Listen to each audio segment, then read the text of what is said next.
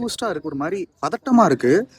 Chosen மாரி ஒரு சீரிஸ நம்ம பார்த்து ரசிக்கலாம். ஆனா, அது எப்படி ஒரு கேட்டகிசமா மாறும்? கேட்டகிசம் ஆஃப் த கேத்தலிக் சர்ச்சா மாறும்? ஒரு பர்ப்பஸ், ஒரு என்டர்டெயின்மென்ட் பர்ப்பஸ்க்காகவும், ஆண்டவராக இயேசு கிறிஸ்துவினோட வாழ்க்கைய விஷுவலைஸ் பண்றதுக்கான ஒரு டூலா வேணா நம்ம எடுத்துக்கலாம். அது வந்து நம்ம பார்த்து ரசிக்கலாம். ஆனா, அத கேட்டகிசமா எடுத்து நம்ம எப்படிங்க ரெஃபர் பண்ண முடியும்?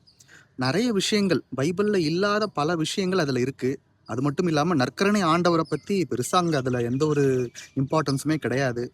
அன்னை மரியாளினுடைய முக்கியமான பணி, இந்த ஒரு சால்வேஷன் ஹிஸ்டரியில அவங்களோட பங்களிப்பு ரொம்ப முக்கியமானது. அத பத்தி பெருசா அங்க எதுவும் இருக்காது.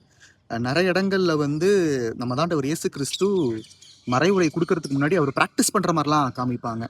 அப்போ பரிசுத்த ஆவியானவருடைய வல்லமையால அவர் அத பண்ணலையா? இல்ல அவரு கடவுள் தானே. கடவுள் எப்படி வந்து அவர் பரிசுத்த ஆவியானவர் வழிநடத்துதலோ பேச முடியும்? இப்படி பல விஷயங்கள அந்த ஒரு சீரிஸ்ல நம்ம வந்து முரண்பாடுகள நம்ம பார்க்குறோம். ஆனா, அடிப்படையில ஒரு பைபிள ஒரு கதையா அவங்க வடிவமைச்சு குடுத்திருப்பாங்க. ஒரு கற்பனை கதையா நெறைய விஷயங்கள எக்ஸ்ட்ராவா ஆட் பண்ணியிருப்பாங்க. ஓகே. அத நம்ம வந்து ஒரு என்டர்டெயின்மென்ட் பர்ப்பஸ்க்காக நம்ம பார்க்கலாம். ஓகே இப்படிலாம் நடந்திருக்கு போல, இப்படிலாம் இருக்கும் போல அப்படின்னு நம்ம எடுத்துக்கலாம்.